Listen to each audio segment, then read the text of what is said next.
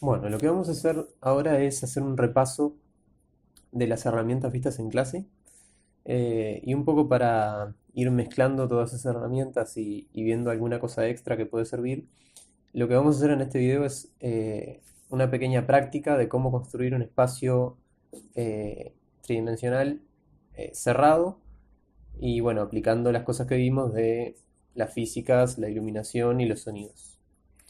Así que bueno, para empezar tenemos un proyecto nuevo en el cual lo único que hice previamente fue crear estas carpetas, materiales, scripts y sonidos.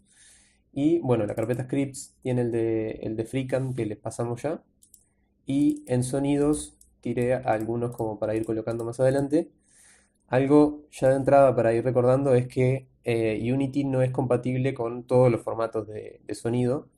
Los más comunes, digamos, que se van a encontrar que son soportados por Unity es .wav y .mp3. Yo puse acá dos de cada uno y ven que funciona perfectamente. Así que bueno, para arrancar lo que vamos a hacer es crear un terreno, como siempre.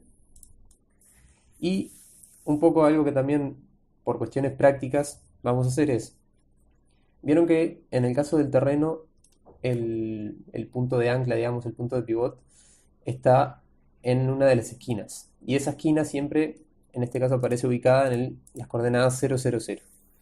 Eh, a fin de controlar un poco mejor el espacio donde tenemos todo ubicado, eh, el punto 0, 0, 0 de coordenadas es algo que nos resulta fácil de recordar y un punto de referencia bastante estable.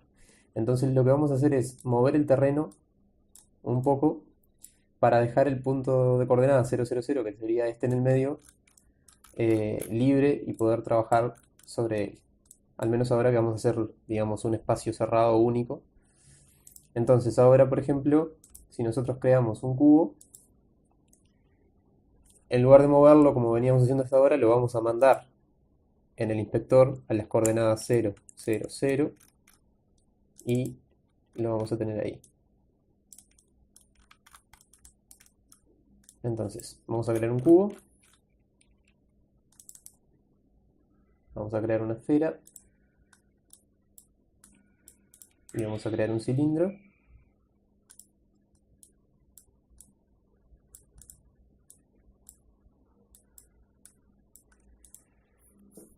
Y como habíamos comentado, lo que vamos a realizar es un espacio cerrado. Entonces, vamos a proceder a crear las paredes, digamos, de ese espacio, que para ello creamos un cubo y a este cubo le vamos a modificar la escala para hacerlo un poco más estrecho y alterar las dimensiones para que tenga, bueno, el largo que nos interese que tenga las paredes de esa habitación. En este caso, como vamos a trabajar con prácticas y vamos a trabajar con iluminación y físicas, simplemente vamos a hacer una habitación única muy grande. Entonces ahora duplicamos de vuelta. Y acá tenemos dos opciones para la rotación. Como ya habíamos visto desde acá, pero como en este caso queremos crear un ángulo recto, lo más práctico es ir directamente al valor de rotación en el transform, en el inspector, y colocar en las coordenadas y 90. Y ahí esa pared va a estar perfectamente en ángulo recto con las otras dos. Ahora duplicamos esta.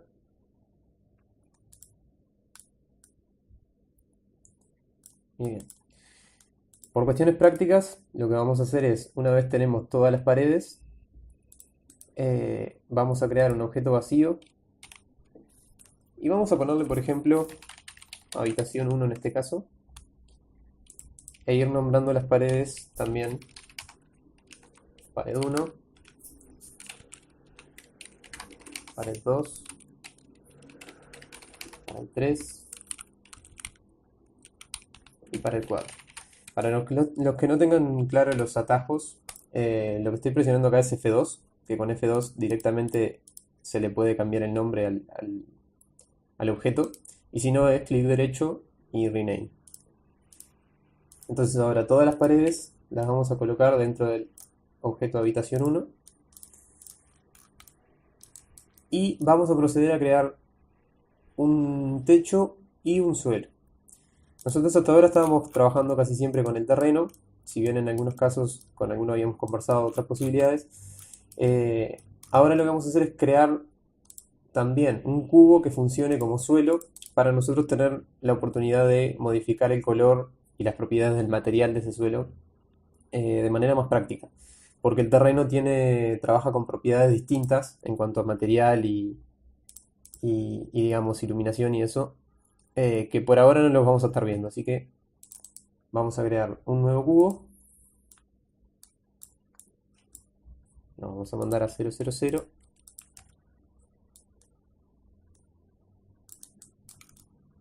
Y de vuelta, vamos a modificarle las dimensiones hasta que cubra el espacio que queremos.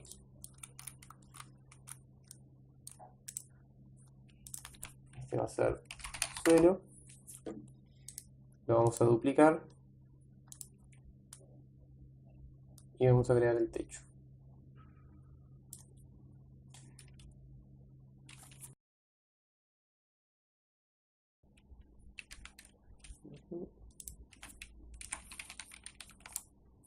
Y estos dos también los vamos a colocar dentro de habitación 1.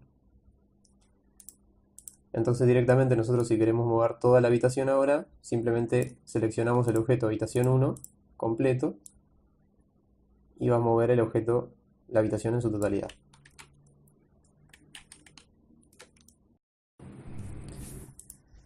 Lo primero que habrán notado es que dentro de este espacio, en sí lo que no ha cambiado mucho es la iluminación. La iluminación de los objetos y de las paredes del piso en general está exactamente igual que en el exterior. Esto está pasando porque antes de empezar el proyecto yo borré la iluminación direccional que viene por defecto, que es la que en sí por defecto trae habilitada, activada la opción de que los objetos que chocan con esa luz produzcan sombra. Yo creé una iluminación direccional nueva, que en este caso vino sin esa opción habilitada. Entonces si nosotros le activamos acá sombras suaves, ahora sí las paredes y el techo van a producir sombra de esa luz, entonces todos los objetos que están en el interior van a estar afectados por esa sombra.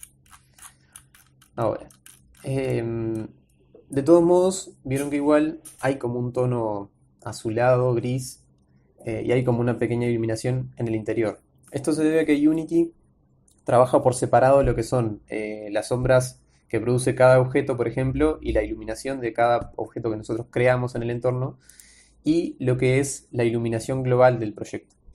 Que la iluminación global depende de muchos otros factores, entre ellos el skybox, que es lo que se le llama a la cúpula que cubre, digamos, todo el espacio tridimensional, y que en este caso es esta especie de cielo que nosotros vemos y el fondo gris que está por debajo. Eso es todo como un material esférico, digamos, que está recubriendo los límites del entorno. Y ese material también afecta en cierto grado la iluminación de todos los objetos que nosotros colocamos acá. La ventaja y lo que sí podemos editar en este momento es que ese skybox responde, como habíamos visto, a la rotación de la luz direccional, en caso de haber una. Entonces, como la posición de la luz direccional no nos complica, vamos a llevarla de vuelta a 000 para que nos sea más práctico encontrarla. Y vamos a rotar la luz direccional. Y habíamos visto ya este efecto, digamos, de el movimiento del sol dentro de ese skybox. Y si nosotros vamos directamente a la noche, ahora sí, eventualmente va a cambiar la iluminación interior de este espacio. Ahora, vieron que tardó unos segundos en realizar el cambio, y eso se visualiza, se debe a que Unity necesita calcular todos los rebotes de luz y todos los reflejos, sombras, etc. Entonces eso le lleva un tiempo calcular y procesar esos cambios. Y eso se ve acá abajo en esta barra donde ven que dice Baking. Esa es la barra de progreso, digamos, del procesamiento de las luces de Unity. Entonces cuando modifiquen algo en la iluminación, tengan en cuenta que no lo van a visualizar de inmediato y que si están haciendo algo que necesitan ver el resultado para seguir modificando, esperen a que termine de procesar esta barra, porque de lo contrario, digamos, van a modificar algo y creer que no surtió efecto, pero muchas veces puede pasar que simplemente Unity está calculando, digamos, las luces. Entonces, si nosotros ponemos esto completamente en la noche, que ahí ven que no tenemos ninguna luz en el horizonte, ahora vamos a tener una habitación completamente en la oscuridad, en el interior. Digamos, esa es la manera que por ahora vamos a ir controlando los niveles de iluminación.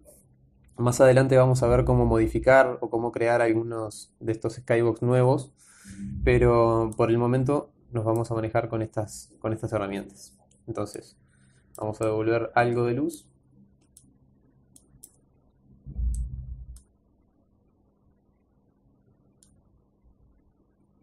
Esperamos que termine de calcular.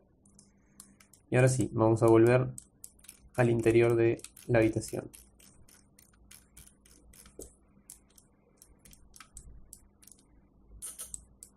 Bueno, vamos a empezar ahora primero con las iluminaciones. Nosotros vimos, además de la luz direccional, otros dos tipos de iluminación, que son la luz de punto, el point light, ¿no? Y el spotlight, que es la luz de foco, digamos. Entonces, si creamos un punto de luz, enseguida vamos a verlo aparecer. Y como habíamos visto con todos los componentes en general de Unity, los tipos de objetos, que siempre cuando hay un límite o un rango visible, en este caso el rango de alcance de la luz, lo vamos a visualizar gráficamente en la escena con estas líneas esféricas que delimitan ese campo de acción. Entonces podemos modificarlo tanto de acá, o ingresando el valor, como desde estos vértices, digamos, en la esfera. Después, bueno, podemos modificarle la luz, el color, seleccionando acá. Y lo mismo si los objetos que están afectados por esa luz producen o no producen sombras. Entonces, si esta luz la acercamos, ahí vamos a ver que el cubo produce una sombra. Si lo deshabilitamos, desaparece. Y bueno, después tenemos la intensidad de esa fuente, de ese punto de luz. Y esas son, digamos, las opciones básicas con las que estamos trabajando por ahora. Después tenemos por otro lado el foco de luz, que si bien la diferencia es que si bien el punto de luz emite luz uniformemente en todas las direcciones, si nosotros colocamos el punto de luz entre medio de dos cubos, ambos reciben la misma luz desde ambos lados, el foco de luz es una luz direccional.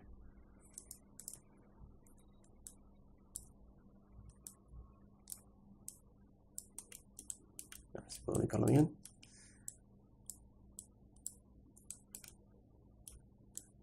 Y la dirección de esa luz está dada por también las líneas amarillas que definen ese campo de acción de vuelta del foco. Entonces ahí vemos que el foco se extiende, digamos, en ese rango y solamente en la dirección en la que apunta ese cono, digamos, que se produce desde el punto de acción. Y en ese cono tenemos de vuelta esta serie de aristas que la del centro está asociada al rango, que vemos que se modifica acá, el rango de alcance de esa luz, y digamos el perímetro de ese círculo define el ángulo de apertura de ese foco de luz. Entonces, qué tan abierto es ese foco, qué tan amplio es ese cono, digamos, de acción de la luz. Puede ser, como vemos, o un punto, o extenderse hasta 180 grados, digamos.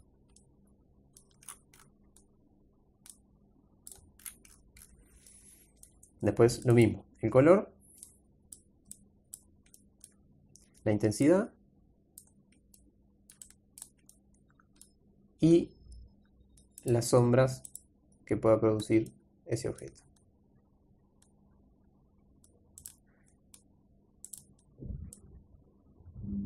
Ahí no sé si notaron el detalle, que es que si nosotros deshabilitamos las sombras,